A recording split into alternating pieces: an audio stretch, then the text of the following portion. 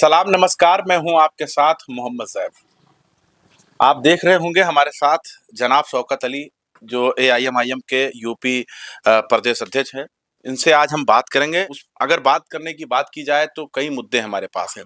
चाहे वो दिल्ली के नतीजों की बात हो, चाहे वो जो संभल की घटना है उस पर बात हो, या अगर महाकुंभ की बात की जाए तो उस पर भी हम बात करेंगे।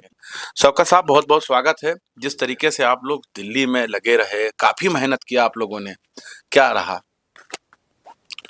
अच्छा वोट मिला। आवाम ने अपनी मोहब्बत से नवाजा। ओखला से 44,000 वोट और लगभग 30,000 प्लस 33,000 के आसपास मुस्तफाबाद में अच्छी शुरुआत है। और दीगर पार्टियां और भी जो जैसे बीएसपी है, आज़ाद समाज पार्टी है, उससे अच्छा परफॉर्मेंस रहा है मैम का दिल्ली के अंदर। चुनाव तो आप 2 ही सीट पे लड़े और 70 सीटों का जिम्मेदार तो असदुद्दीन अवैसी एआईएमआईएम को माना जा रहा है। देखिए, अब वो किसी की औलाद ना हो तो उसके भी जिम्मेदार एमआईएम के लोग हैं। किसी की बकरी बच्चा ना देते उसके भी जिम्मेदार एमआईएम के लोग हैं। ये एक तरीके का परसेप्शन चलाया जाता है और इसको चलाने वाला कोई दूसरा नहीं है, वो मुसलमान है जो दूसरी पार्टियों के चपरासी हैं।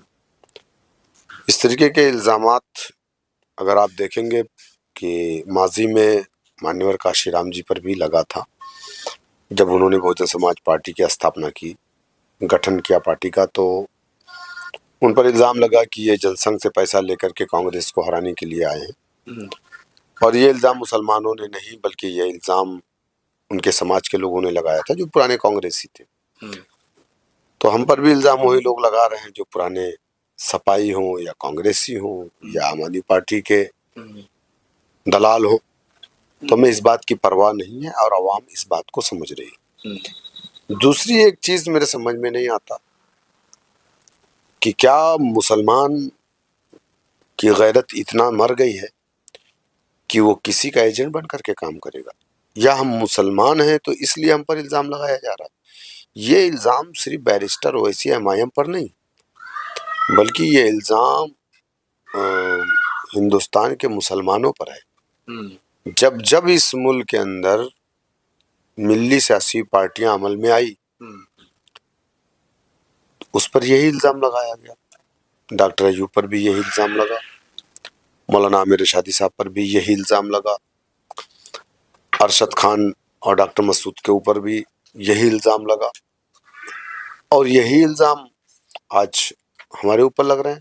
सबसे बड़ा जो सवाल है, जब आप लोग कोई जनसभा करते हैं, हमने ओखला में भी देखा है और आपके मुस्तफाबाद में, उस वक्त मैं दिल्ली में ही था।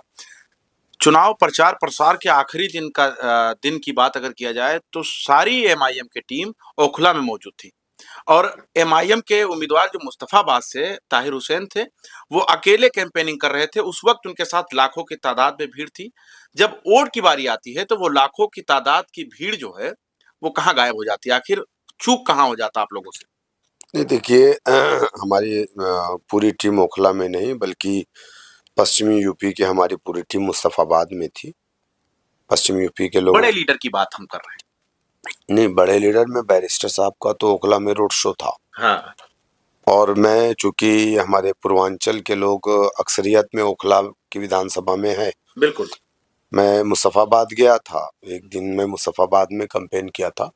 उसके बाद जो हमें बताया गया कि आपको ओखला में रहना है, इम्तियाज जलील भी वहीं थे। तो पार्टी की तरफ से नहीं, इम्तियाज जलील साहब 3 तारीख के रोड शो में थे ही नहीं। वो 2 तारीख को शाम में मुंबई चले गए थे वारिस पठान साहब के लड़के ठीक है। की शादी। तो खैर ज्यादातर बड़े लीडर वहीं थे और ताहिर हुसैन अकेले ही कैंपेनिंग कर रहे थे। लाखों की तादाद में भीड़ थी उनके साथ। वो आखिर भीड़ वोट में क्यों नहीं कन्वर्ट हुई? ताहिर हुसैन साहब अकेले नहीं थे। हमारे हैदराबाद से जो हमारे एमएलए माजिद हुसैन साहब हैं, वो भी उस रोड शो में थे। और ठीक है, अच्छी बात है, कोई बात नहीं, भीड़ थी, लाखों में रही हो, कई हजार में रही हो, लेकिन हमको जो भी वोट मिला हम मुतमईन हैं। अल्लाह की ज़ात से जो भी हमको मिलता है हम उस पर अल्लाह का शुक्र अदा करते हैं। और आज नहीं तो कल इंशाल्लाह, कामयाबी एक दिन में नहीं मिलती है, वक्त लगता है। लेकिन आज नहीं तो कल बातिल ताकतें घुटने टेकेंगी और एमआईएम इंशाल्लाह ताला सुरखरू होगी। एक तारीख रकम करेगी उत्तर प्रदेश ही नहीं पूरे हिंदुस्तान में। अगर आप देखेंगे जो बीज सालार मिल्लत में और मौलाना अब्दुल वाहिद अवैसी रहमान ने लगाया था, वो एक तनावर दरख्त बन चुका है जो हिंदुस्तान की मुख्तलिफ रियासतों में पहुंच चुका है।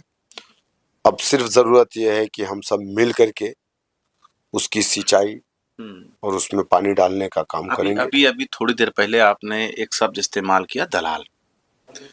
ये पॉइंट हम इसलिए नोट कर रहे हैं कि ओखला विधानसभा में जुबानी जंग इतना ज्यादा हो गया था कि ऐसा तो नहीं, जुबानी जंग इतना ज्यादा हो गया था, उसका नुकसान जो है ऑल इंडिया मजलिस इत्तेहादुल मुस्लिमीन को उठाना पड़ा। देखिए, ओखला विधानसभा में एक चीज आपने देखा होगा कि वहां पर एमआईएम के जो कैंडिडेट थे शफीउर रहमान साहब, उनका विरोध तो नहीं था, और अमानतुल्लाह जो वहां पे एमएलए जीत करके आए तीसरी मर्तबा, शक्ति कपूर भी आप लोगों ने उनको बना दिया था। अमानतुल्लाह, देखिए वो एक किसी का अपना व्यू रहा हो, बहुत सारी चीजें होती है इलेक्शन में, तकरीरों में लोग बोलते हैं, तो वो मैं उसकी बात नहीं करूंगा। इलेक्शन में होता रहता है, वाक युद्ध होता है।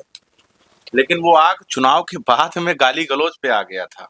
आपने देखा होगा बैरिस्टर असदुद्दीन अवैसी को, जो एक बैरिस्टर है, उनको कितनी भद्दी भद्दी गालियां दी गई चुनाव के नतीजों के बाद। देखिए, ये उनकी तरबियत का मामला है, मैं उस पर बहुत ज्यादा टिप्पणी नहीं करना चाहता हूँ, और ऐसे लोगों की बहुत ज्यादा बात भी नहीं करनी चाहिए। उनकी बॉडी लैंग्वेज या उनकी टंग से आप अंदाजा कर सकते हैं कि वो कैसे हैं, वो क्या है।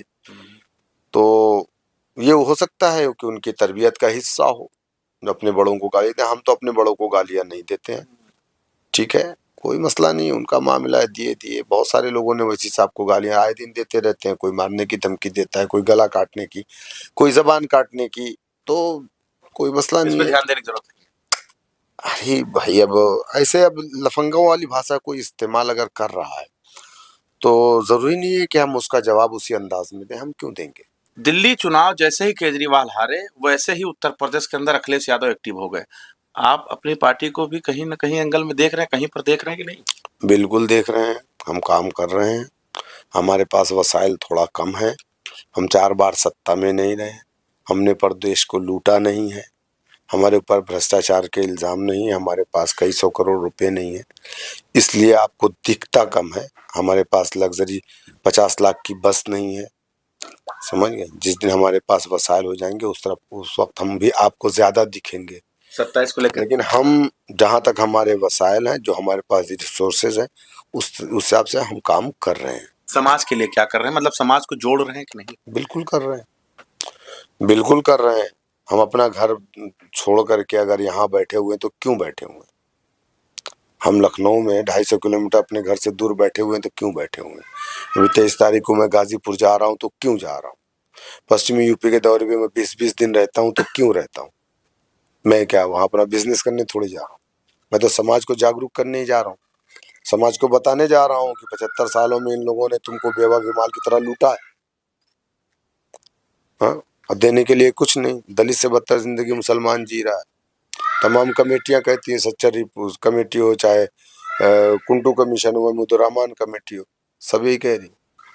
तो जाहिर सी बात है, ये नाम नहा सेकुलर पार्टियां उसके जिम्मेदार हैं अगर हम दलित से बदतर अपनी जिंदगी गुजार रहे हैं तो। ठीक।